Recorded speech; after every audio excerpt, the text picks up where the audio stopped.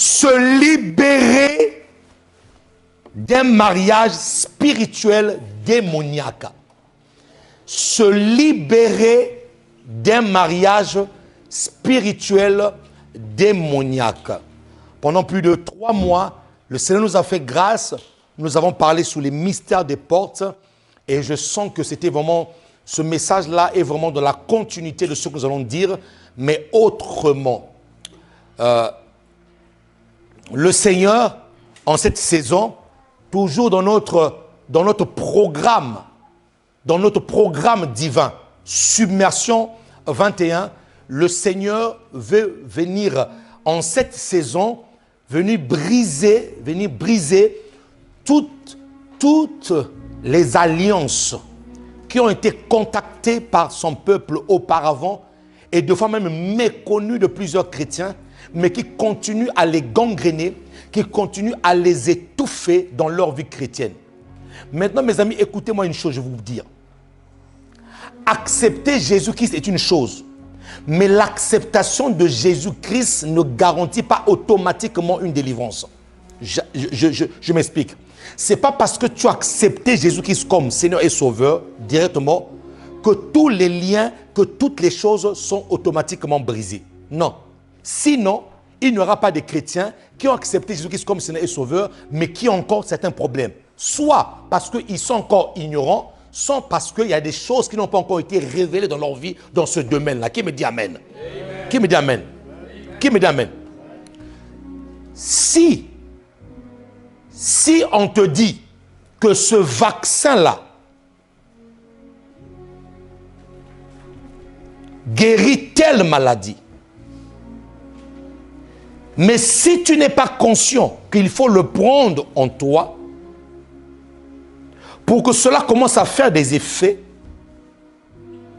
tu ne pourras pas être guéri. Si Jésus est en toi, et que tu n'es pas conscient qu'il y a certains domaines de ta vie qui ont été trafiqués par l'ennemi, tu risques de continuer à vivre et ne pas être conscient qu'il y a un domaine de ma vie où il faut que j'appelle Jésus pour qu'il intervienne, pour qu'il agisse. Si bien qu'il y a des enfants de Dieu ayant accepté le Seigneur, marchant avec Jésus, mais qui se promènent, qui marchent avec certaines choses dans leur vie, mais comme ils ne sont pas conscients de cela, ils ne peuvent pas appeler l'intervention de Dieu dans ce domaine-là. Qui me dit Amen? Mais pourtant, ils aiment le Seigneur. Ils marchent avec Jésus. Jésus, un jour, arrive au temple, il rentre au temple, il trouve une femme qui était dans le temple, qui était courbée. Une femme courbée. Mais elle était où? Dans le temple. Donc, ayant la connaissance de la parole de Dieu.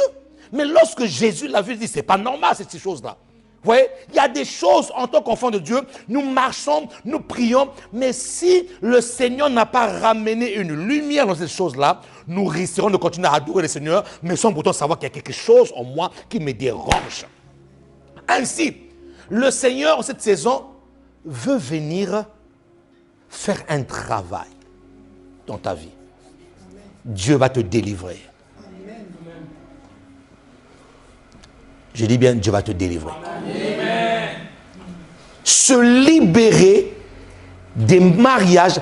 Et ça peut sembler, lorsqu'on l'entend, ça peut sembler comme une répétition.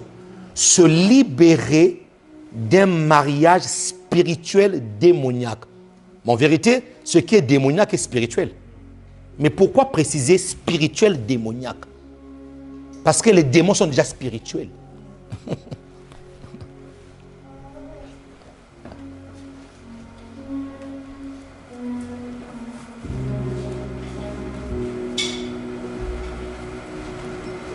Le livre de Cantique dit ceci. Notre petite sœur a grandi, mais elle n'a pas encore des mamelles. Je paraphrase. Que feront-on le jour où un homme va se présenter pour venir l'épouser? Mais comment ça se fait que tu as déjà l'âge de te marier? Comment ça se fait que tu es déjà et tu désires le mariage? mais tu n'as pas encore de mamelles. Tu n'as pas encore quelque chose sur toi qui puisse faire que lorsque un homme te regarde, il dit, c'est elle que je veux. Notre petite sœur est en train de grandir, mais elle n'a pas encore de mamelles. Que feront le jour où un homme voudra? Cet enseignement a deux grands buts majeurs. Le premier but de cet enseignement, c'est briser toutes les alliances. Toutes les alliances qui ont été contactées afin de déclencher dans ta vie le vrai mariage que Dieu a destiné pour toi. Nous allons toucher plusieurs points. Le deuxième but, c'est que le Seigneur veut assainir l'épouse de Christ. Jésus est en train de revenir dans sa gloire. Il ne faut pas que dans nos vies, qu'il y ait une autre alliance en dépit de l'alliance de Jésus-Christ dans nos vies. Alors le Seigneur va venir briser, assainir son Église sur toutes les formes d'alliance qui existent afin de préparer l'épouse à la rencontre du Seigneur.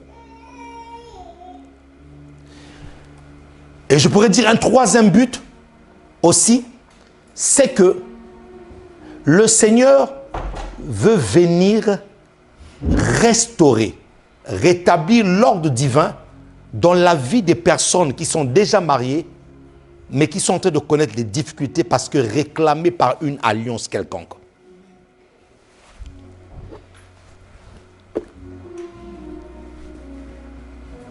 Un beau garçon, intelligent, bac plus 5, une belle fille, intelligente, ayant étudié, connaissant la logique, sachant raisonner. Mais lorsque cette personne arrive au moment où, et cette personne aussi désirant le mariage, aspirant au mariage, parce qu'il y a deux catégories ici là. Il y a des personnes qui aspirent au mariage, mais il y a des personnes qui n'aspirent pas au mariage. Et je vais déjà décomplexer plusieurs personnes ici là.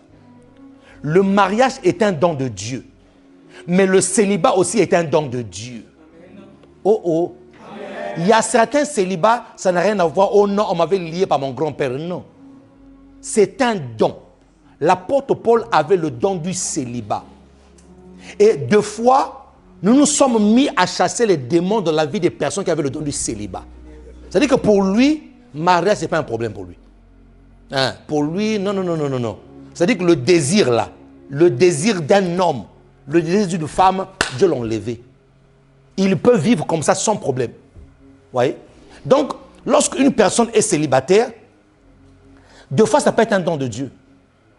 Des fois, ce n'est pas forcément un démon qui a dû le troubler. Non. D'accord? Maintenant, il y a des personnes, effectivement, qui sont appelées à se marier. Qui sont appelées, qui aspirent. Et tu sens dans le battement de ton cœur que Dieu t'appelle à le faire. Tu sens en toi ces aptitudes, ces capacités d'être une mère. D'être une personne capable de gérer un homme, de gérer une femme. Tu le sens en toi. Mais seulement, tu te rends compte que il y a comme une résistance. Ce désir-là, cette envie-là, ce battement de cœur-là est confronté à quelque chose qui t'empêche d'eux. Et tu as remarqué une chose, c'est qu'au moment où il y a des situations qui se passent, c'est qu'au moment où tu trouves une personne, au moment où tu veux concrétiser la chose, la personne change d'avis. Ou tu peux trouver une personne, ou tu peux trouver un homme, depuis qu'il t'a promis le mariage, jusqu'à présent. Il y a un frère qui me disait, pasteur, je ne comprends pas. Cette sœur-là, je l'aime. Je sens dans mon cœur que je l'aime.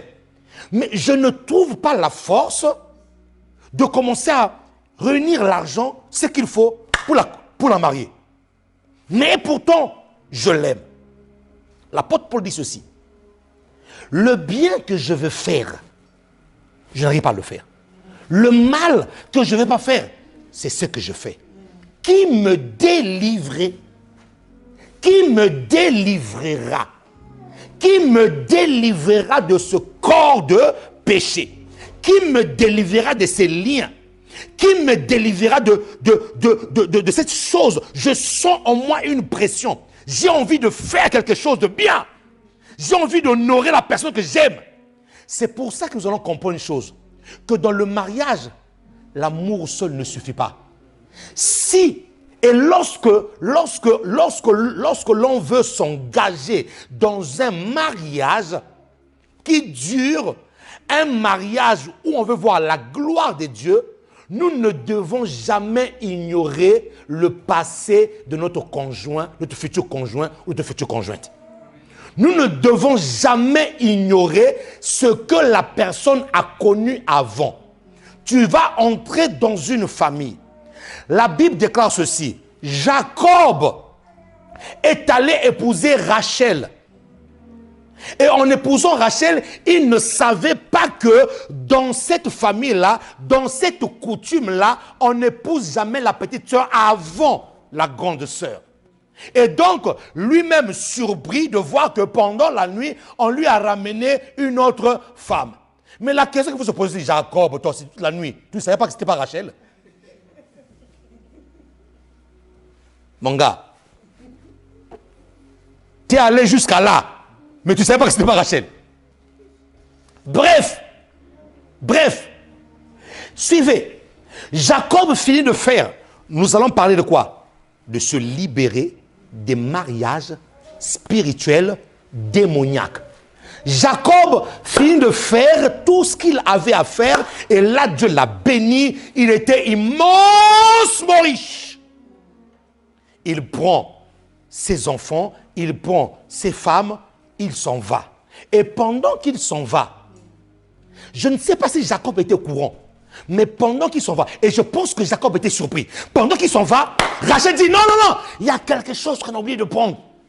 Rachel retourne dans la maison de son père, elle va aller prendre des idoles de son père. Donc, ces enfants-là, Rachel et Léa, que Jacob est venu épouser, étaient assises sur des idoles. Elles étaient assises. Leur famille était contrôlée par les téraphim, par les idoles. Et lorsqu'ils sont partis, papa Laban se rend compte que non, mes dieux sont partis. Mais toi aussi, quel est ce Dieu-là qui peut t'échapper? Le véritable Dieu, c'est Jésus-Christ de Nazareth. Lui, là, on ne peut pas le voler. Mais toi, ton Dieu, on l'a volé. Si on t'a volé ton Dieu, il faut essayer Jésus-Christ de Nazareth. Il se rend compte que finalement, on a volé mes dieux. Il court. Il dit, Jacob, arrête-toi. Vous avez quelque chose qui m'appartient ici, là. Jacob dit, mais non, moi, ce que je sache, j'ai juste pris ma femme, mes enfants. Il dit, non, il y a quelque chose. Mais Jacob dit, écoute, commence à fouiller. Et là, il fouille. Il vient retrouver ses dieux chez qui? Donc, en d'autres termes, il y a des personnes que vous épousez qui ramènent leur téraphim dans le mariage. Il y a des personnes que vous mariez, mais qui ramènent leur lot. Mon ami, écoute-moi très bien. Quand tu te maries, sache une chose, tu épouses aussi derrière des choses qui appartenaient.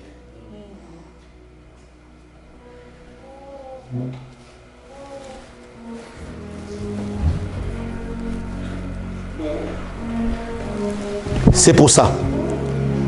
Pourquoi est-ce que suivez, c'est ce que je vais vous expliquer. Pourquoi est-ce qu'on dit souvent que le mariage soit honoré de tous? Bon, et la suite dit, et le lit conjugal exempté de toute souillure. Bon, moi je laisse cette partie-là, le lit conjugal exempté de tout ça. Mais que le mariage soit honoré de tous. Quand on dit que le mariage soit honoré de tous, ça dit que le mariage soit honoré des parents. Alléluia. Écoute-moi très bien. Ne te marie pas si tes parents si tu n'es pas en accord avec tes parents, si les parents n'ont pas donné leur quitus, ne te marie pas. Quitte à aller arranger, quitte à aller vraiment, papa, pardon. Mon ami, quitte à t'humilier, quitte à... Tu dois honorer d'abord les parents. Lorsque les parents sont honorés, tu dois honorer l'État. Parce que tu vis dans un pays qui a des lois qui me amènent. Lorsque l'État est honoré, mon ami, la personne que tu as mariée là, écoutez-moi très bien, l'église ne marie, l'église apporte quoi? La bénédiction. Voilà. Lorsque ton mariage a été reconnu au niveau des parents, tes parents t'ont libéré avec leur cœur. Mais maintenant, nous allons aussi voir que dans certains mariages spirituels, pourquoi maman ne veut pas? Pourquoi papa ne veut pas? Oh oh, mon ami, j'ai un cas tout frais il n'y a pas longtemps là. Un cas tout frais. Je suis resté comme je dis. Et ces choses-là existent encore au XXIe siècle. Oui, ça existe au XXIe siècle.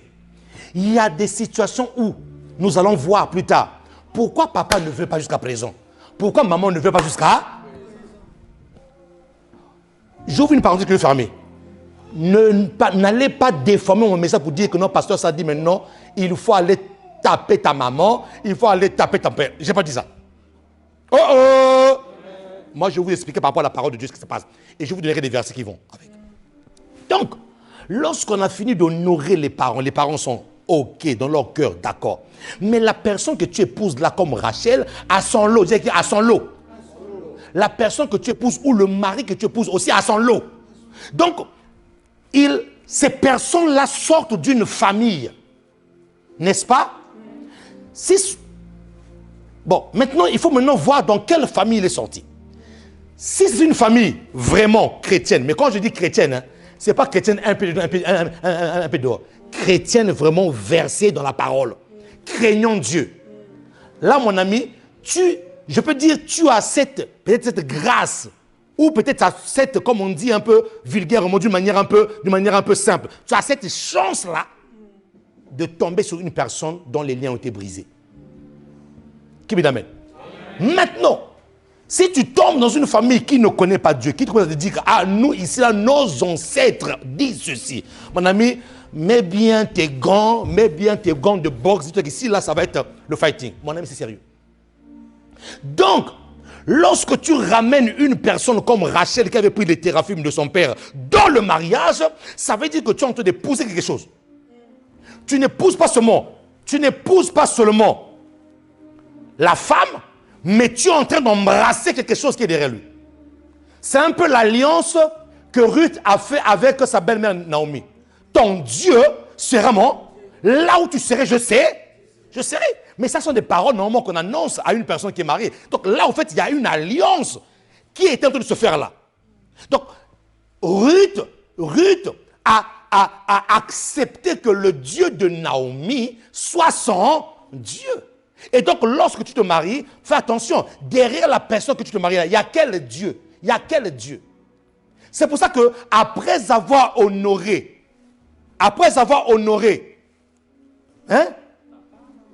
les parents, tu es sûr que tes parents t'ont libéré. Je n'ai pas commencé mon message, hein. Là, j'ai introduit. Tu es sûr que tes parents t'ont libéré. Je répète encore, mon ami. Ne permets pas qu'on puisse te bénir ou qu'on puisse te marier alors que dans le cœur de ton père ou de ta mère, ça ne va pas. Pourquoi? Parce que tu es sorti de leurs entrailles. On appelle ça la loi de l'honneur, la loi du respect. Maintenant, nous allons voir plus tard qu'il y a des dimensions où il y a certaines choses qui se passent dans certaines familles. Pourquoi le père ne veut pas, pourquoi la mère ne veut pas. C'est pour ça qu'après avoir fait ces deux mariages-là, vous devez chercher la main de Dieu. La main de Dieu vient pour faire quoi? La main de Dieu. C'est pour ça que moi, souvent, lorsque les personnes ont fini de faire la dot, la mairie, même s'ils n'ont pas encore fait l'église, je leur demande souvent, venez, je vous bénis. Venez. Parce que vous laissez partir comme ça, même si vous allez faire l'église plus tard. Mais vous laissez partir comme ça, là, c'est ouvrir des portes à beaucoup de choses. Parce que tu ne sais pas quel est le lot que tu es en train d'épouser. Tu ne sais pas quel est le lot que tu épouses. Donc vous devez chercher la main de Dieu. Vous devez chercher la puissance de Dieu. Vous devez chercher l'onction de Dieu. Car la Bible déclare une corde à 3 fils se rend difficilement. Le troisième fil, c'est Jésus. Le troisième fil, c'est l'onction de Dieu. Le troisième fil, c'est la présence de Dieu dans votre mariage. Qui me dit amen ici là? Qui me dit amen ici là? Et donc, le Seigneur, en cette saison, veut neutraliser ces choses. Dis avec moi, le mariage est spirituel. Mon ami, le mariage est spirituel. Lorsque Dieu a conçu le mariage, dans sa conception, Dieu l'a conçu dans le spirituel. Et même jusqu'à présent, lorsque Dieu voit le mariage, Dieu continue à considérer cette relation-là comme étant spirituelle. En effet, le mariage est aussi dans ce même sens spirituel. C'est ce que Christ viendra faire avec l'Église. Le mariage spirituel, parce que c'est ce que Jésus-Christ viendra faire avec l'Église. Alors, prends avec moi Éphésiens 5, 25 à 28.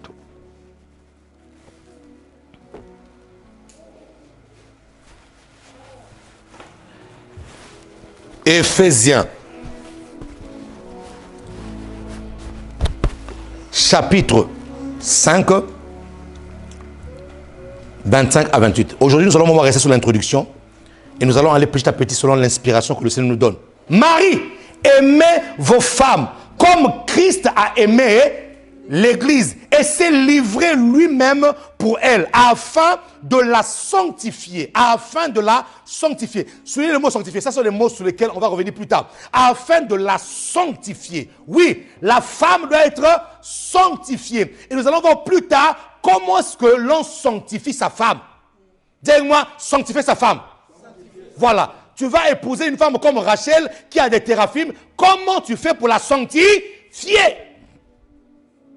Afin de la sanctifier par la parole, après l'avoir purifiée par le baptême d'eau. Verset 27. Afin de faire paraître, voyez, afin de faire paraître devant lui cette église glorieuse, sans tache, ni ride, ni rien de semblable, mais sainte et irréprochable ou irrépréhensible. Voyez? Donc ici, l'apôtre Paul est en train de comparer le mariage physique, il le transpose, il le ramène dans le mariage spirituel. En d'autres termes, l'apôtre Paul est en train de vouloir insinuer ici que le mariage que nous faisons, bien que ce sont deux personnes physiques qui vont se marier, ce jour-là, ils ont mis leur belle robe, leur beau costume, les parents sont là, on est en train de faire la fête, mais ce que l'apôtre Paul est en train de dire, ce qui se passe pendant ce moment-là est spirituel.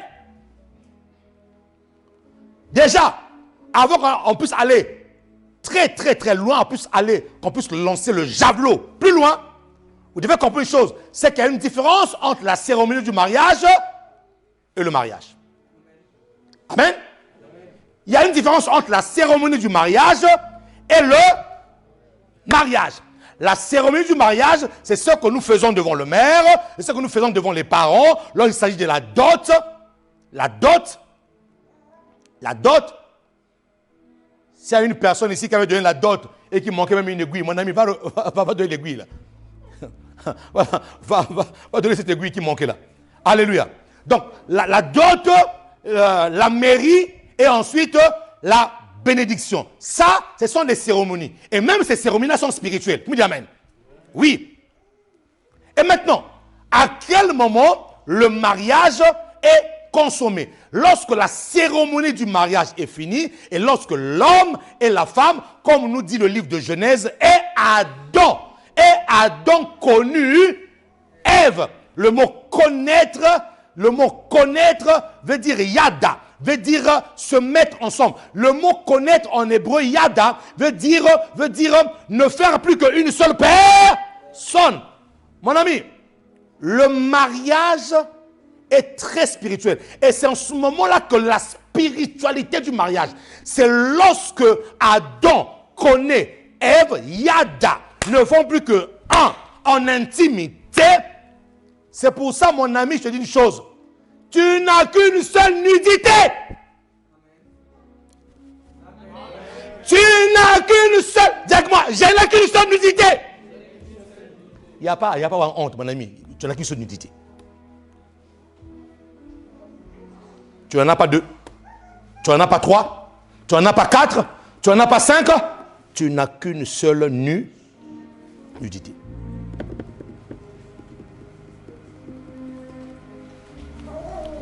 Adam Ayada. Suivez. Prenez. J'ai pas ramené mes trucs pour l'expérience. Prenez 2 feuilles. Prenez 2 feuilles. Prenez de la colle. Mettez de la colle. Hein? Sur 2 feuilles. Mettez de la colle. Mettez bien de la colle. Mettez de la colle. Faites quoi? Collez. Collez les 2 feuilles. N'est-ce pas? 1 heure après. Ou le lendemain matin. Mon ami, prends ces 2 feuilles-là. Sépare-les. Ou fais même exprès. Pendant que tu colles, aux embouts là, ne les colle pas. Laisse-les séparer. Ça te permet demain matin quand tu vas venir pour faire quoi? Le matin quand tu te réveilles, tu prends ces feuilles collées là. Tu vas faire quoi? Tu vas te rendre compte, suivez le mariage. Tu vas te rendre compte d'une chose, que pendant que tu seras en train de séparer ces 2 feuilles, il y a des parties qui vont aller là-bas, et des parties qui vont aller. Il te sera impossible de les séparer exactement et d'avoir les 2 feuilles séparées. Quand on dit Adam a Yada, Ève, Adam a connu Ève, ils ne font plus que. Ça, c'est le mariage. Différence entre la cérémonie du mariage et le mariage. Le mariage, dans le sens étymologique, dans le sens propre du terme, veut dire gamète, gaméo. À quel moment il y a mariage? Il y a mariage lorsque les gamètes mâles et les gamètes femelles font quoi? C'est pour ça que même l'expression même du mariage veut dire gaméo, gamète, les gamètes mâles et les gamètes femelles qui fuient. Donc, même si on t'a béni, même si tu es devant le maire, maintenant, nous vous déclarons mari et femme. Les parents ont dit, oui, nous avons accepté la dot. Ça, c'est la cérémonie. Aussi longtemps que vous n'avez pas fait gaméo, aussi longtemps qu'il n'y a pas eu Yada, aussi longtemps qu'il n'y a pas eu connu Ève, connu Adam, il n'y a pas encore le mariage qui a été consommé.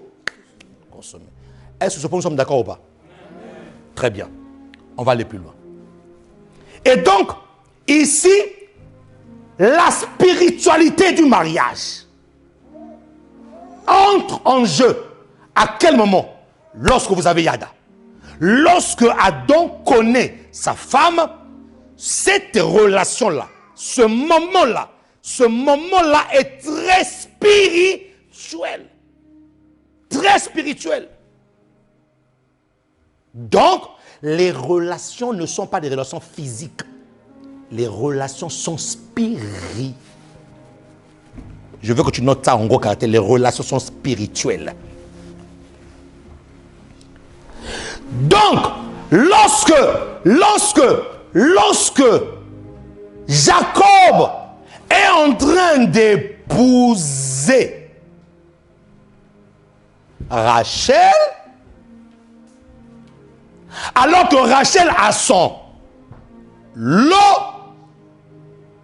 des idoles, les démons qui viennent de la maison de son père, pendant qu'ils seront en train de Yada, qui sera en train de glorifier?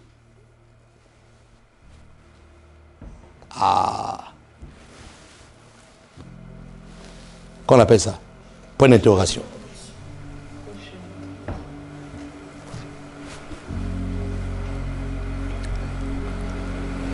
Quel est le Dieu qui prend plaisir à cette relation-là?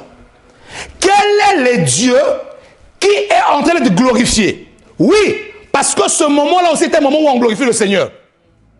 Ah, il n'y a pas d'amen. Je te dis, ouais, le moment là, c'est le moment où on glorifie Dieu. Dieu est glorifié là. Dieu est glorifié là, lorsque lui est le troisième fil qui fait partie de votre mariage.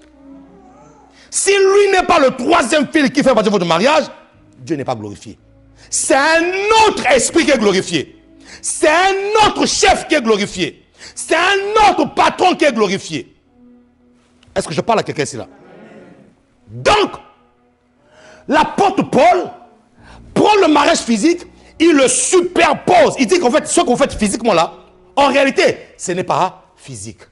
Ça annonce prophétiquement toutes les fois que vous vous mariez, toutes les fois que tu veux choisir ton homme. C'est pour ça, lorsque vous voulez vous marier, allez au-delà des tablettes de chocolat.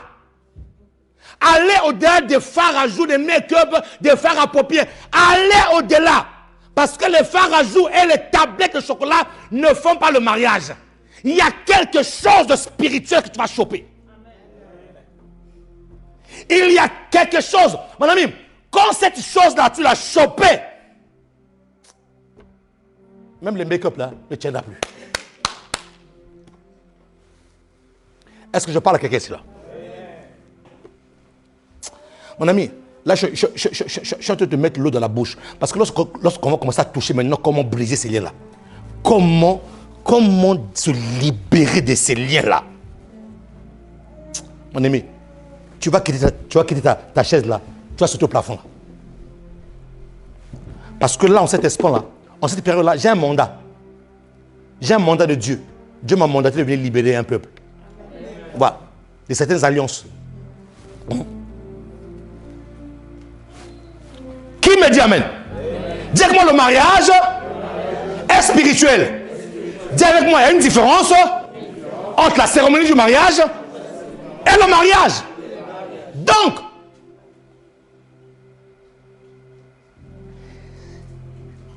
pour que le mariage soit l'endroit où la gloire de Dieu va se manifester, nous devons donc, comme le mariage est spirituel, comme le mariage est une institution divine, et comme à chaque fois, lorsque je me marie, je dois me souvenir que je suis en train d'annoncer prophétiquement le retour de Jésus-Christ qui est l'époux, qui viendra prendre l'église qui est son épouse. Toutes les fois que je me marie, je dois me rendre compte que je suis en train d'annoncer prophétiquement que je suis en train d'annoncer que Christ, qui est l'époux, viendra prendre son épouse. C'est pour ça que le mariage, ce n'est pas une affaire des bébés. Papa, je l'aime. Non, il n'y a pas que je l'aime. Ce n'est pas une affaire de bébé. Quand je me marie, surtout dans la dimension spirituelle, dans la dimension où vous invitez Dieu dans votre mariage, dis-toi une chose, mon ami. Là, tu annonces prophétiquement que Jésus est en train de revenir pour venir prendre son épouse qui est l'église. C'est pour ça que l'apôtre Paul dit, je vous ai fiancé à Christ. Je vous ai marié. L'apôtre Paul dit, je vous ai marié, je vous ai fiancé. Je vous ai fait épouser à qui? À Christ Jésus.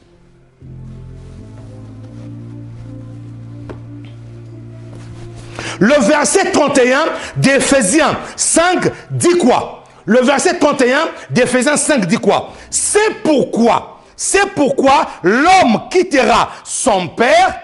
C'est l'homme qui quitte le père. C'est toujours l'homme qui quitte le père. La femme ne quitte pas le père. La femme change de père. Ça va? C'est l'homme qui quitte le père. La femme ne quitte pas le père. La femme change de père. Parce que le mot père, en grec, veut dire quoi? Abba. Abba veut dire quoi? La source. Donc, en d'autres termes, avant ta source, celui qui souvenait à tes besoins, qui c'était ton père. Le jour où papa dit maintenant, je donne ma fille à cet homme-là. Pendant qu'il rentre, voyez, c'est pour ça que je vous dis que même la cérémonie est spirituelle. Pendant qu'il rentre, quand il prend la main de sa fille et qu'il donne à cet homme-là, il est en train de dire à cet homme-là, avant j'étais la source. C'est moi qui m'occupais de cet enfant-là. Dorénavant, c'est toi maintenant la source. Donc, en fait, elle n'a pas quitté le père parce que les deux sont des pères, mais elle a simplement changé de père. Mais c'est l'homme qui doit quitter. C'est l'homme qui doit quitter. Pourquoi l'homme doit quitter? Parce que entre l'homme et la femme a plus la facilité d'aimer que l'homme. C'est pour ça que Dieu a dit à l'homme, aime. Mais pourquoi Dieu n'a pas dit à la femme, aime? Parce que les femmes aiment facilement. Et sincèrement. Mais les hommes, pour aimer, il va dire, je t'aime ici, là. Non, non, mon ami, au fait, avant de dire je t'aime, il a dit je t'aime là, au moins 15 personnes. Il n'est pas vrai. C'est pour ça que Dieu a ordonné, dans Éphésiens 5, à l'homme, toi aime. Tu dois aimer. Et tu ne dois pas aimer comme la blague. Hein. Tu dois aimer comme Christ a aimé l'église. Et c'est livré. Donc tu dois aimer la femme là jusqu'à la mort. Les maris, les maris, aimez vos femmes jusqu'à la mort. Mon ami, casse-toi le dos pour elle. Déchire-toi pour elle. Ne fais pas comme cet homme-là. Il y a un voleur qui vient entrer à la maison, commence à piller la maison. La femme dit, Grégoire, je pense qu'il y a des voleurs. Et il pense que le mari dit à la femme, toi va voir. Oh, mais non, c'est toi l'homme. C'est toi l'homme. Comment tu veux qu'on puisse aller taper la femme là-bas? C'est toi l'homme, lève-toi. Dis-moi irresponsable. C'est toi l'homme. Grégoire, il y a des voleurs. C'est vrai. Mais, là, je suis fatigué. Est-ce que tu peux aller voir? Mais non. C'est à toi de les voir. Alléluia. C'est l'homme qui quitte. La femme change de père. L'homme doit quitter. Et la Bible déclare ceci. Elle s'attachera. Dis-moi, s'attachera. Il faut que je vous donne le vrai sens du mariage. Sinon, vous n'allez pas comprendre comment briser les faux mariages. Ça, c'est le vrai sens. Ce que je vais expliquer, c'est le vrai sens du mariage. Après, nous allons toucher maintenant les faux mariages. Elle s'attachera. Dis-moi, s'attachera. À sa femme. Vous voyez? Maintenant, je veux que ici, pour que nous puissions comprendre plus tard les mariages spirituels, je veux que tu soulignes cette expression-là. Elle s'attachera à sa femme. On n'a pas dit à ses femmes. On n'a pas dit à ses femmes. Oh! Je vais délivrer des gens qui ont l'onction de Salomon ici là. Non, nous maintenant, on a l'évangile de Salomon. On a 600 femmes, 700 femmes de deuxième rang et 700 concubines de deuxième rang et 300 femmes de premier rang. Que l'onction de Salomon quitte ta vie au nom de Jésus. Ah, il n'y a pas d'amen ici. Donne-moi la main, mon ami. Donne-moi envie de prêcher ce message. Donne-moi envie de prêcher ce message. Ouais. On a rencontré quelqu'un qui nous disait, vous savez, nous maintenant, on a maintenant la sagesse de Salomon, on a l'onction de Salomon, Makarande Boshaya, que Dieu te pardonne.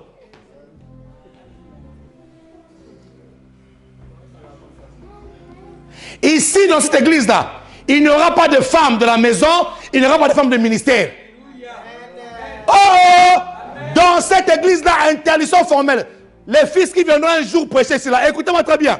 Il n'y a pas, moi, votre père, je n'ai pas fait ça. Il n'y a pas de femmes de ministère, il n'y a pas de femmes de la maison. Voilà. Oh non, David a été consolé par une petite fille. Quel évangile? Je veux que vous souligniez cette expression-là. À sa femme. Pourquoi? Parce que par là, je vous démontrerai comment est-ce que les gens sont liés. Il y a une photo là, il faudra que je puisse donner à l'équipe média. Le jour que je vais commencer à expliquer comment se défaire des liens spirituels, je vais vous balancer ça ici là. Ouais. Dis-moi à sa femme. Dis encore à sa femme. Pas à ses femmes. Donc, en tout cas, si tu as encore la notion de ces femmes-là, tu n'es pas au bon endroit ici là. Ici là, c'est sa femme. Voilà. Elle s'attachera à sa femme et vous allez comprendre une chose, c'est que le mot attaché ici là, en grec veut dire lien. Dis-moi lien. Voilà. En français, c'est écrit attaché, mais en grec, c'est le lien. Tu viens quand tu te maries et que maintenant tu aillades à ta femme où tu as yada ton mari, tu viens de contracter un lien. Dis-moi, tu viens de contracter un. Tu viens de choper un lien. Et c'est pour ça, plus loin, la Bible déclare quoi? Le verset, la Bible déclare, et les deux deviendront une seule chair. Souvenez-vous de l'exemple que je viens de vous donner, deux feuilles même lorsqu'on veut les séparer, la moitié de l'autre partira là-bas, la moitié de l'autre partira là-bas. Les deux deviennent une seule chair. La Bible ne dit pas un seul esprit. C'est lorsqu'on s'attache à Christ qu'on devient un seul esprit. Mais lorsqu'on s'attache à sa femme, on n'est pas un seul esprit. On est une seule chair. Mais vous allez comprendre que cette chair-là, oh Seigneur, acclame. Non, acclame.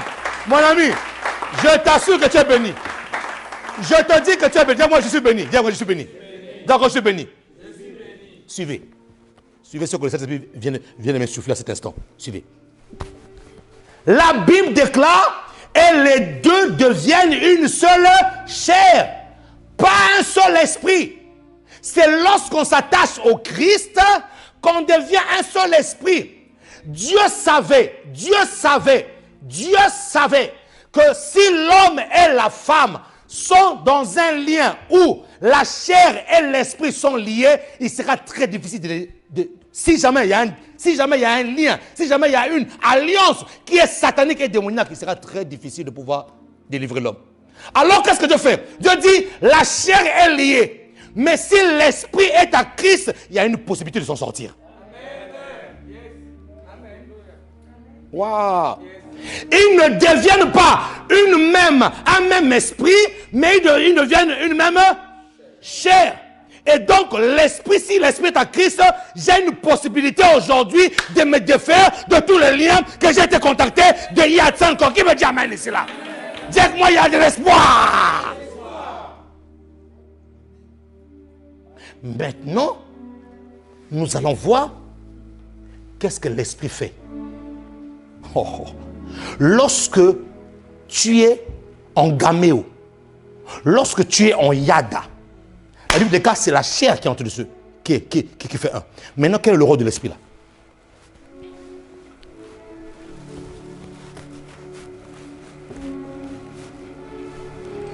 Les deux deviennent une seule chair.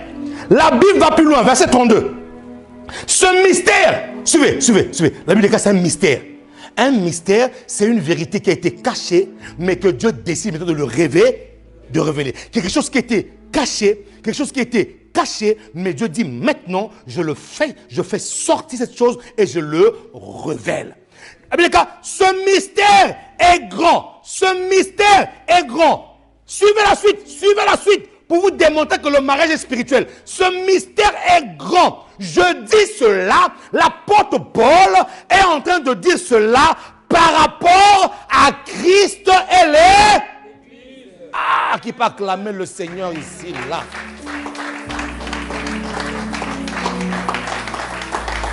L'apôtre Paul ne parle pas dans la dimension physique. En fait, tout ce qu'il expliquait dans le naturel là, il est en train de dire que je vous l'expliquais pour vous montrer qu'il y a une relation, il y a une intimité entre Christ et l'Église.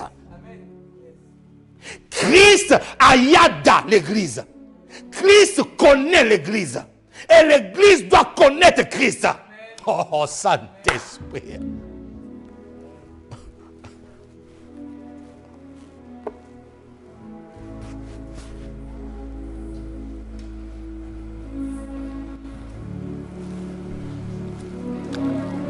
Christ.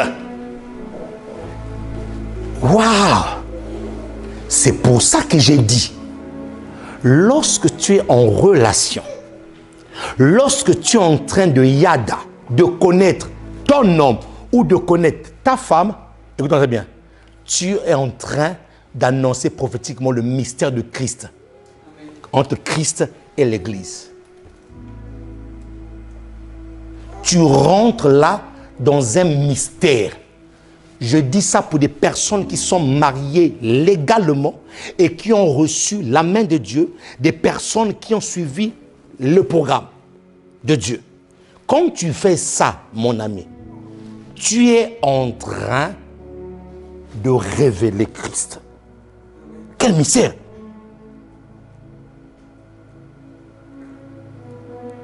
C'est pour ça que l'apôtre Paul dit ceci.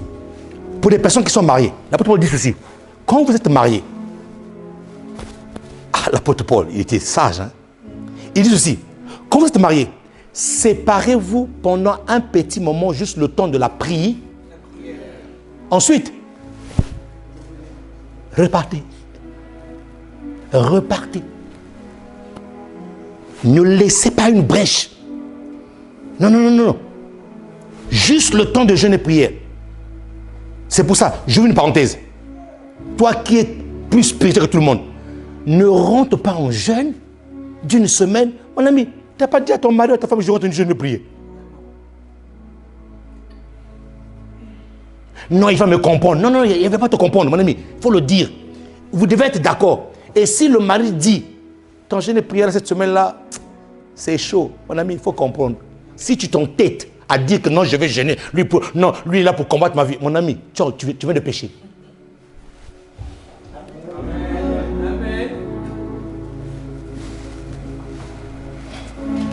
Tu viens de pécher.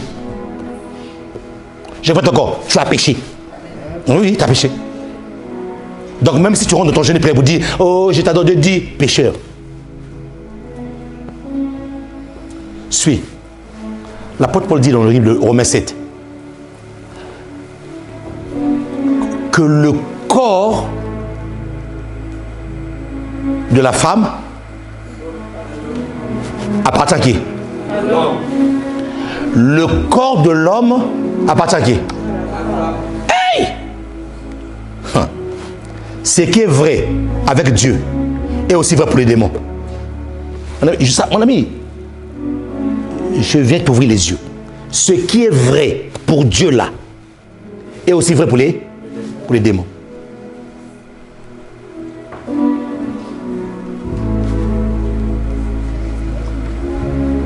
Ce mystère est grand. Je dis cela par rapport à Christ et à l'Église. Donc, mon ami, je veux que tu comprennes une chose.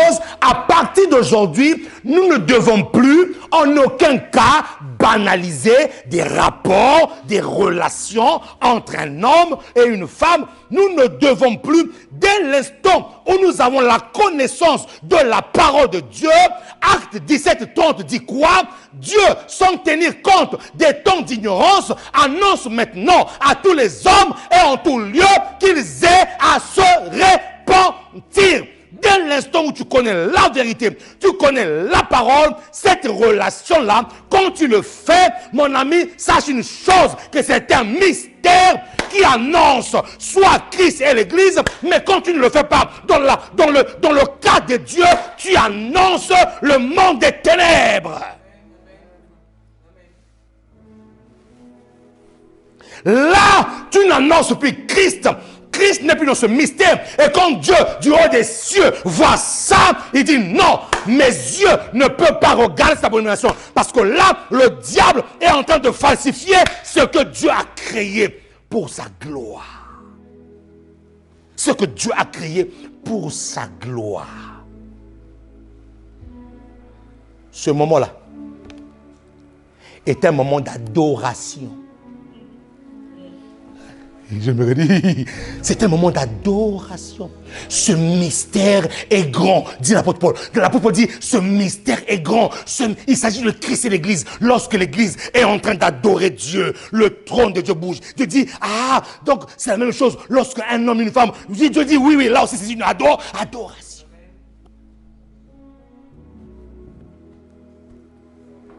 La Bible déclare que Dieu siège au milieu de l'adoration et de la louange de son peuple. L'apôtre Paul, qu'est-ce que tu veux dire? Donc lorsqu'on fait ça aussi, Dieu descend. Oui, Dieu descend. Oh, wow. Lorsque nous adorons Dieu et les gens qui sont prophétiques disent quoi? Ah, on voit les anges. Ah, l'apôtre Paul, ce mystère est grand. Qu'est-ce que tu veux dire? Donc, lorsque nous adorons, les anges descendent. Oui, les anges aussi descendent. C'est sérieux cette affaire-là? Oui, c'est sérieux. Hein, mon ami, pendant que tu fais ça, les anges descendent. Ils battent leurs ailes. Ils ont dit, yeah, l'adoration monte devant le trône de la grâce. L'adoration monte devant le trône de la grâce. Ce mystère est grand. Et le diable, sachant ça, il a banalisé le sexe. Le diable, sachant ça, il a pris le sexe, comme disait le pasteur, le pasteur Prince. Prince, c'est moi Prince. Il disait non. Le diable a pris le sexe, qui est même le sens même du mariage. Il a banalisé le sexe. Ça devient banal. Et même les enfants de Dieu ne comprennent pas que non, le diable a banalisé le sexe. Ça devient normal. L'apôtre Paul dit, ce mystère est grand. Je parle de cela à cause de Christ et l'Église. C'est que l'Église fait pour Jésus-Christ de Nazareth la présence de Dieu que nous créons lorsque nous adorons.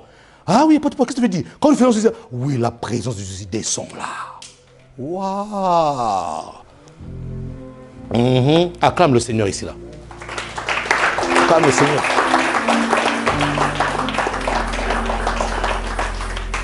C'est pour ça qu'on reviendra sur les violeurs de nuit et les violeuses de nuit. On reviendra sur ça. Sur les violeurs de nuit et les violeuses de nuit. Dites-moi, le mariage est spirituel. Le mariage est spirituel.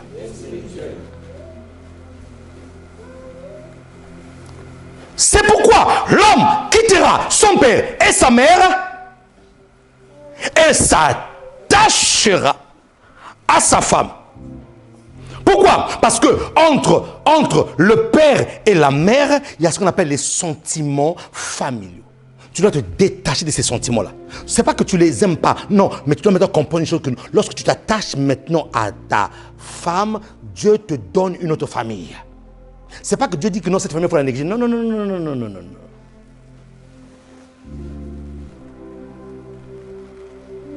Alléluia. Matthieu 19, 6. Qui est en train de recevoir ici là? Qui est en train de recevoir quelque chose ici là? Matthieu 19, 6. Ainsi, ils ne sont plus deux, mais ils sont une seule chair, que l'homme donc ne sépare pas ce que Dieu a. Suivez maintenant. J'annonce maintenant l'évangile selon pasteur Safari Mawungu. La Bible déclare ici là que l'homme ne sépare pas ce que Dieu a joint. Maintenant l'évangile selon Safari Mawungu, que l'onction de Dieu qui est sur les hommes vienne séparer tout ce que le diable a joint. Il n'y a pas d'amen ici. Que l'homme ne sépare pas ce que Dieu, mais ce que Dieu n'a pas joint, l'homme qui a l'onction doit séparer ça.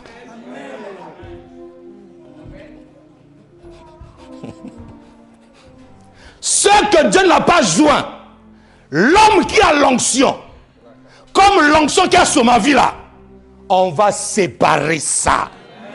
Je suis en train de voir plusieurs mariages spirituels se détruire, des mariages démoniaques. Je suis en train de voir mon ami, je vois la démodade. Je suis en train de voir les démons qui disent, mais qui l'a dit de prêcher ça? Je vous allez pas dire, vous allez libérer l'église. Au nom puissant de Jésus-Christ de Nazareth.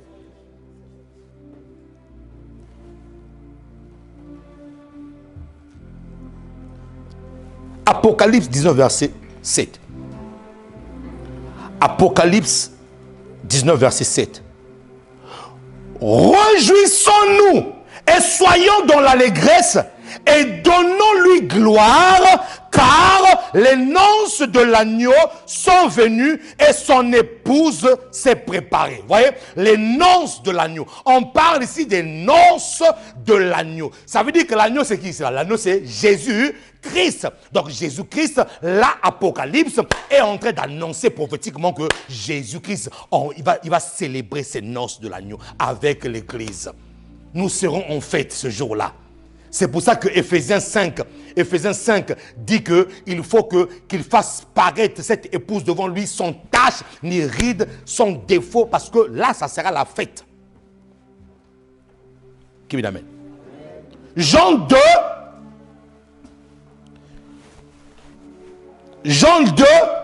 verset 1 à 11.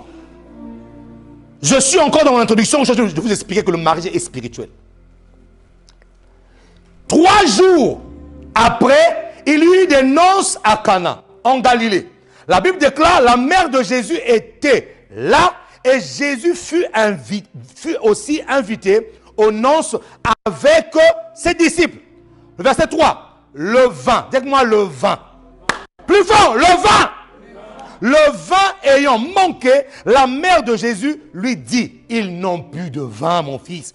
Mon fils Jésus, ils n'ont plus de vin. Verset 4, Jésus lui répondit, femme, qu'y a-t-il entre moi et toi? Mon heure n'est pas encore venue. 5, sa mère dit au serviteur, faites ce qu'il vous dira.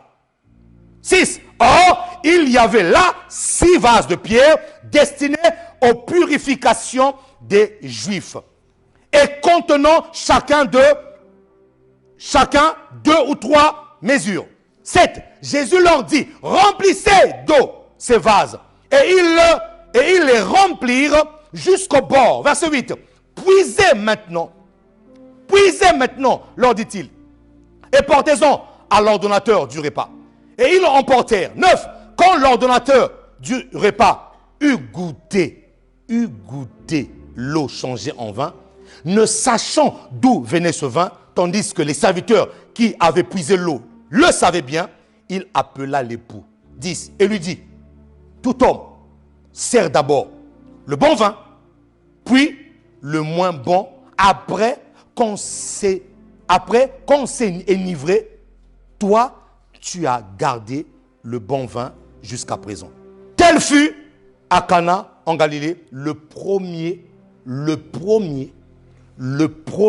des miracles que fit Jésus. Il manifeste sa gloire et ses disciples crurent en lui. Mon ami, suis.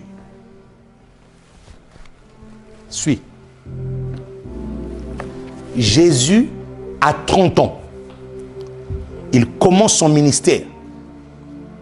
Parce que Jésus n'a eu que 3 ans de ministère.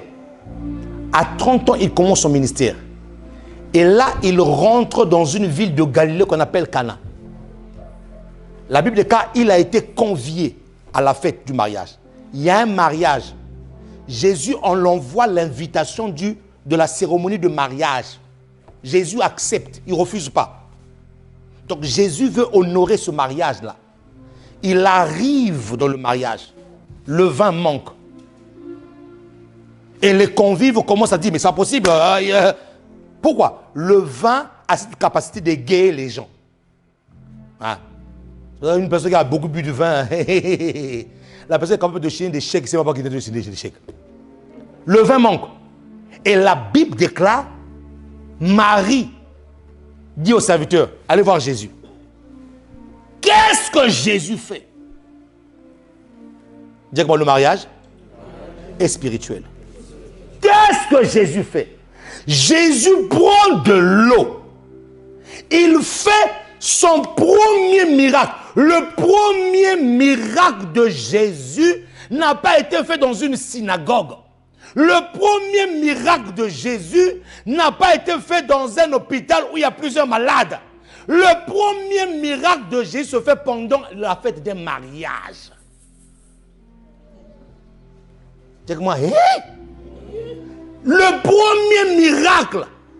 Mais Jésus, il y a plusieurs démoniaques. Jésus dit, je commence mon ministère, Je commence mon ministère en honorant un mariage. Et je fais mon premier miracle, non pas là où il y a des démons, alors qu'il y avait des démons partout. Les gens souffraient. Jésus prend plaisir à commencer son mariage, son ministère, en partant faire son premier miracle dans un mariage. Dites-moi, le mariage est sérieux.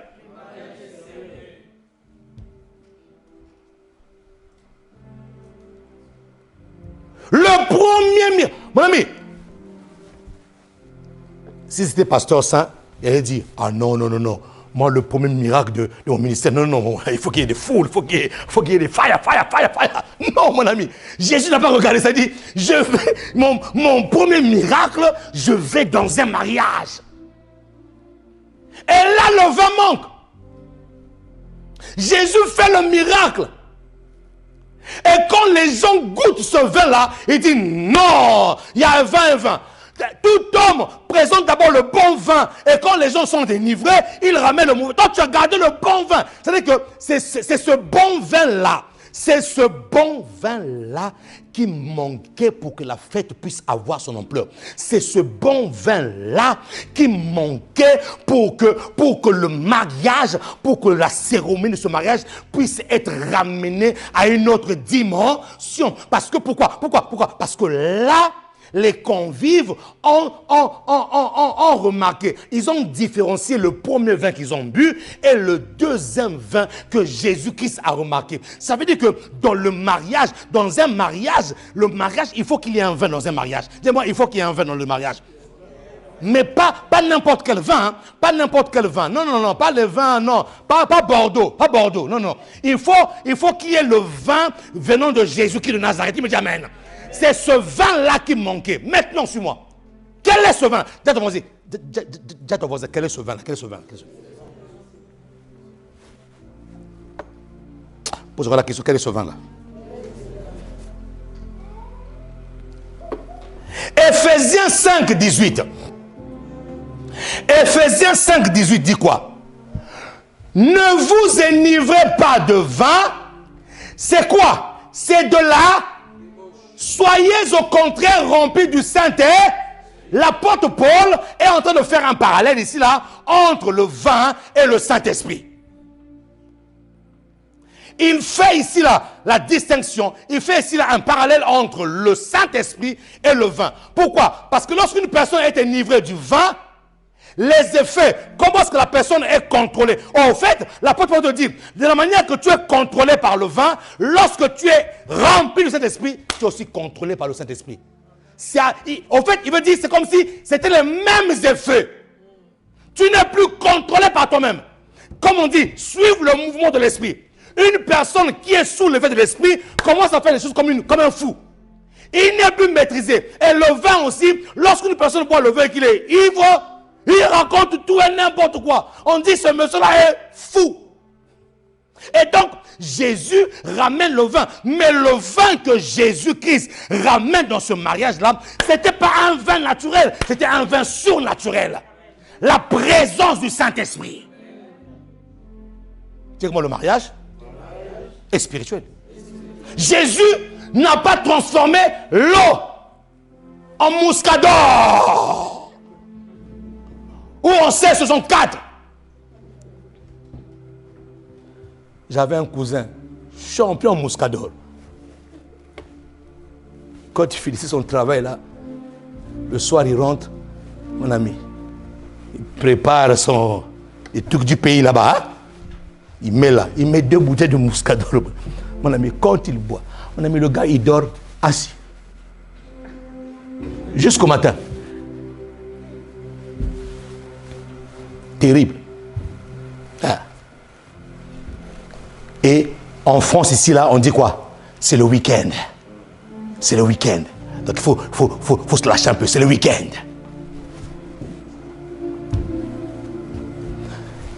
Le vin que Jésus ramène dans ce mariage-là était un vin spirituel. En d'autres termes, Jésus était en train d'annoncer prophétiquement son mariage avec l'Église par le Saint-Esprit. Waouh! C'est pour ça qu'on ne parle pas de Jésus, on parle de Christ. Christ qui est quoi? Qui est l'Esprit. Qui me dit Amen ici là? Qui me dit Amen ici?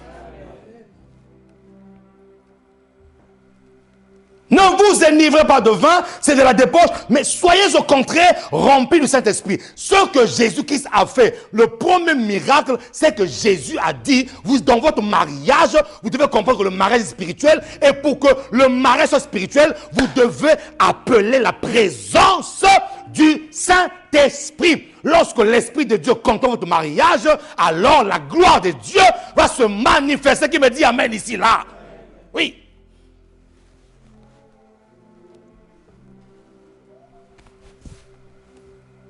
Pour vous démontrer encore que ce vin-là, ce n'était pas le vin que l'on boit, mais c'était le vin de l'Esprit. Acte 2, versets 15 à 17. Le mariage est spirituel. Jésus dit, je ramène le vin. Je ramène l'Esprit. Il leur manque l'Esprit. Ils sont en train de se marier, mais il leur manque l'Esprit. Ils sont en train de se mettre ensemble, mais il leur manque l'Esprit. C'est pour ça que ce vin-là avait un goût différent que le premier vin. Il leur manque quelque chose. Acte 2, verset 15 à 17. Ces gens ne sont pas ivres. Ces gens ne sont pas ivres comme vous le supposez. Car c'est la 3e heure du jour. 16. Mais c'est ici qui a été dit par la parole, par le prophète Joël. Dans les derniers jours, dit Dieu, je répandrai mon esprit sur toute chair. Vos fils et vos filles prophétiseront. Vos jeunes gens auront des visions et vos vieillards auront des songes. Le jour de la Pentecôte, alors que l'Esprit de Dieu descend, les disciples qui étaient là et toutes les personnes qui étaient venues aux alentours, remplis du Saint-Esprit, et ils ont commencé à parler dans d'autres langues, ils ont commencé à divaguer. Les gens ont dit, mais ils sont fous, ils sont ivres. Et l'apôtre Pierre dit, non, ces hommes ne sont pas ivres. C'est ici la prophétie de Joël qui a été annoncée, que dans les derniers temps, Dieu va faire quoi? Il va répandre. En d'autres termes, l'apôtre Paul, l'apôtre Pierre, on te le dit que, vous voyez, les effets que vous voyez là du vin, c'est les mêmes effets que l'Esprit fait dans le corps d'une personne, lorsque la personne est contrôlée par le Saint-Esprit. Donc le vin de Jésus n'était pas un vin physique, c'était un vin spirituel. Pour confirmer que le mariage était spirituel. Voilà. Jésus, pour confirmer que son mariage, que le mariage était spirituel, était obligé de faire un miracle de l'eau par le Saint-Esprit. Qui peut acclamer le Seigneur ici là? Qui peut acclamer mieux que ça le Seigneur? Mieux que ça. Suis. C'est pour ça. On n'est pas marié toutes les fois qu'on a fait une cérémonie du mariage. Non. Dès l'instant où tu as connu une personne, dès l'instant où tu étais parti dans une relation qui n'a pas été approuvée par Dieu, tu es déjà marié. Tu es déjà marié. C'est pour ça que je parle de briser. C'est pour ça que je parle de se libérer. De quoi? Des mariages spirituels, des mots.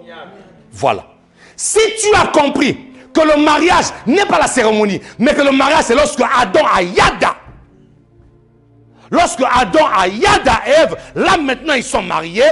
En d'autres termes, eux ils l'ont fait dans un cadre qui était spirituel, divin, de la présence de Dieu. Donc toutes les fois que tu entres en connexion, en contact avec une personne, même si tu n'es pas passé devant le maire, même si tu n'es pas passé devant les parents, nous devant l'église, écoute-moi très bien, tu t'es déjà marié.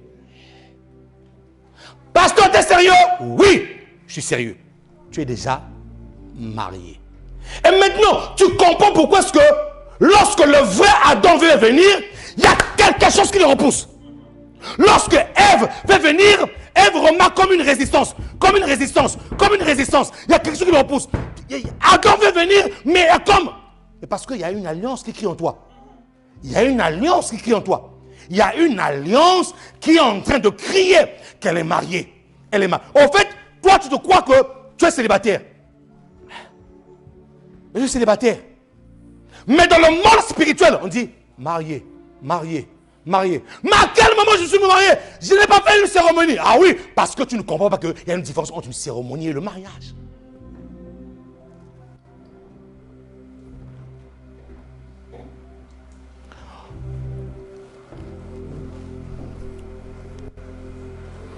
Pourquoi est-ce qu'on te demande de payer ta dot convenablement? Bon, il y a des nations où ils ne font pas la dot. Mais même si on ne fait pas la dot, mais est-ce que les parents sont d'accord? En vérité, le vrai mariage se passe quand? Moi, j'ai eu par exemple des mariages entre un Congolais et une Antillaise, par exemple. Le Congolais dit à la famille, nous, chez nous, on donne la dot.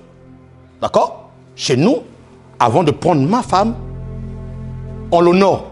On honore les parents qui ont gardé l'enfant pendant X années avant de prendre la femme. Donc, on vous honore. Ceux des Antilles disent, ah non, mais nous, parce qu'ils sont comme enfance, directement à l'État. Ils disent, bah non, mais nous, la dot, on ne le fait pas. C'est pas ça le problème.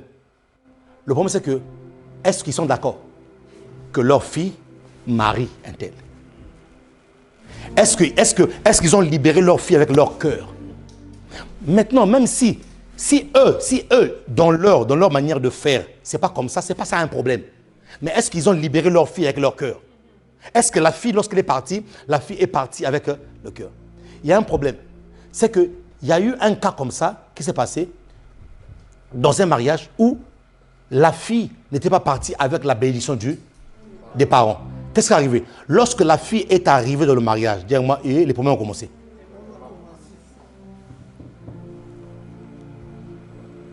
Combat sur combat, problème sur problème. Depuis qu'ils sont mariés, problème sur problème. Tel problème apparaît. Ça finit pas. Tel autre problème apparaît. Ça finit pas. Tel problème. Oui, parce que les gens ne comprennent pas que ces choses-là sont spirituelles.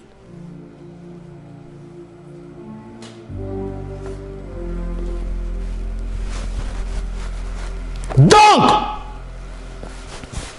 si tu es dans un cas, je vais terminer pour juste cette introduction, parce que nous allons là en profondeur. Mon ami, je suis sérieux avec toi. Je suis très sérieux avec toi quand je te parle comme ça. C'est pour ça que j'ai dit que lorsqu'il y a ce lien-là se passe pas dans l'esprit. Ça veut dire que maintenant, il faut que ton esprit travaille. Dis-moi, mon esprit doit travailler.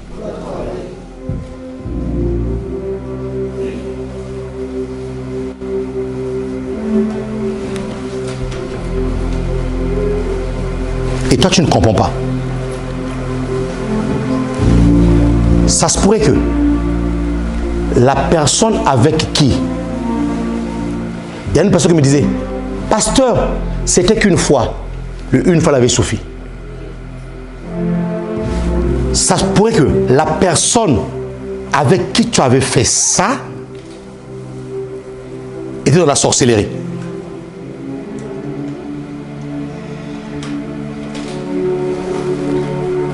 Nakab et A. J'ai envie de refaire, c'est comme si j'ai envie de refaire cet enseignement-là. La personne a pris ta vie. Le monsieur a pris ta vie. Ou on dit aussi, la femme a pris ta vie. Maintenant, lorsque le vrai Adam arrive, le vrai Adam, il ne comprend pas.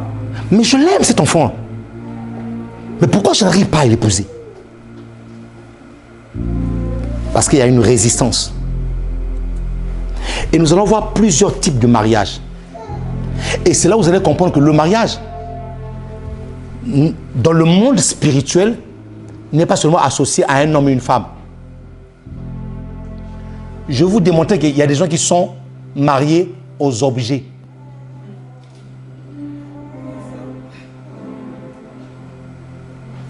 Les sextoys, ceux qui sextopent, ceux qui sex... Il y en a qui sont mariés au sextoy. Grrr, tu es marié à ça. Et mon ami, c'est sérieux. Je vous dis la vérité, c'est sérieux. Tu ne comprends pas. Tu te regardes dans le miroir, je suis beau, je suis belle, mais tu ne comprends pas. C'est pour ça que j'ai dit, tu peux pouvoir accepter Jésus-Christ comme Seigneur Sauveur, mais si on ne ramène pas la lumière sur ce domaine-là, tu risques de croire que tout va bien alors qu'il y a quelque chose qui te dérange. La Bible déclare qu'il envoyait sa parole, et sa parole fait quoi? Les guerres? Ça sera ton cas, acclame le Seigneur, ça sera ton cas.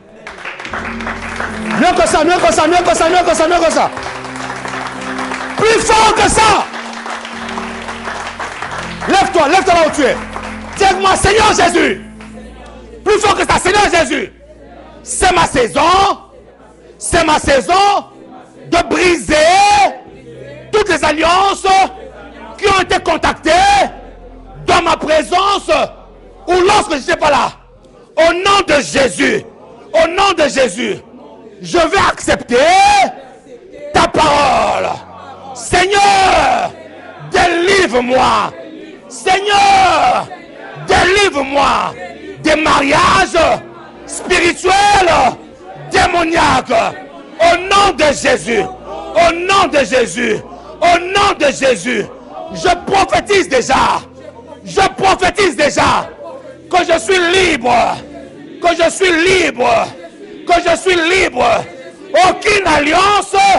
Aucune alliance ne résistera dans ma vie, au nom de Jésus, je suis libre de tout mariage. Mon ami, dis-le comme un vivant, de tout mariage spirituel, au nom de Jésus, qui peut acclamer le roi des rois ici là. Mon ami,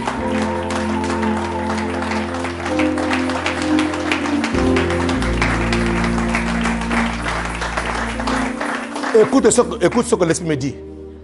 La honte va te tuer. L'Esprit vient de me dire, la honte va te tuer. Quand je dis de répéter là, mon ami, je suis sérieux. Il faut répéter.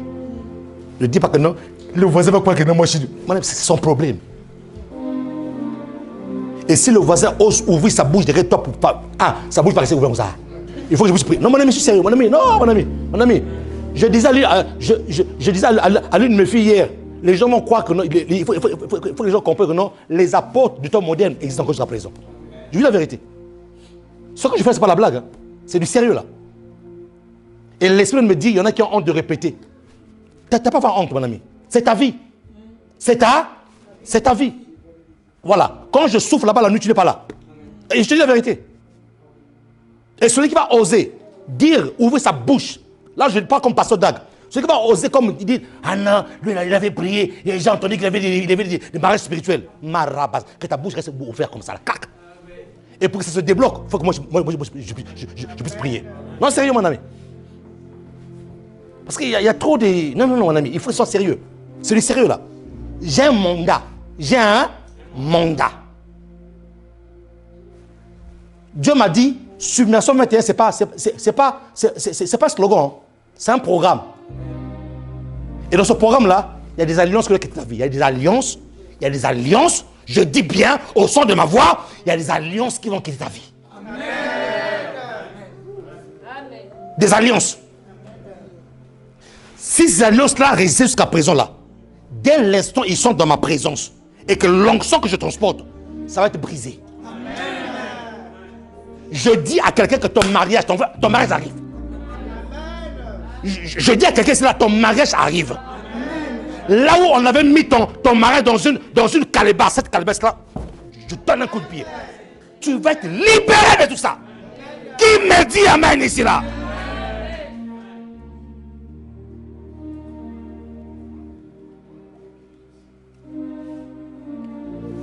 N'aie pas honte. N'aie pas honte.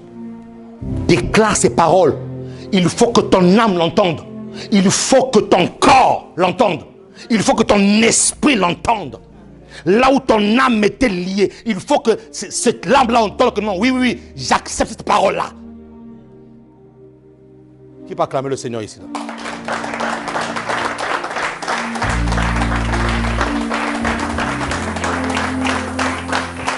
Dis à ton voisin, dimanche prochain, sois présent. Parce que nous allons commencer à voir quelles sont les portes d'entrée des mariages spirituels. Quelles sont les portes que les mariages spirituels démoniaques utilisent pour rentrer dans ta... Et ces portes-là, comme on a parlé sur les mystères de portes, on va les fermer. Je dis bien, on va les fermer. S'ils avaient l'habitude de rentrer par cette porte-là, cette porte-là sera faite. Acclame Jésus, acclame Jésus.